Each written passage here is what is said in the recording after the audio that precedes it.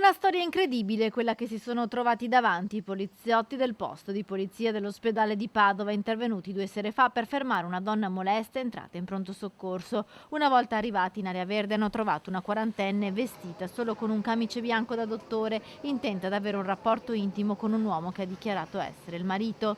I poliziotti hanno scoperto che la donna prima era stata allontanata dagli infermieri proprio per i suoi atteggiamenti molesti, ma era ritornata poco dopo in pronto soccorso ed era riuscita ad entrare indisturbata rubando un camice medico di uno specializzando. Passando inosservata era entrata in area verde dove è stata sorpresa seminuda sopra il lettino in atteggiamenti intimi insieme al paziente che dichiarava essere suo marito.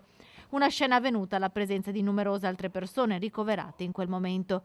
La donna aveva anche rimosso la gocanula all'uomo dichiarando di lavorare per l'azienda ospedaliera. La quarantenne in evidente stato di alterazione psicofisica è stata accompagnata in questura. Ora rischia la denuncia per ricettazione, esercizio abusivo della professione e sostituzione di persona.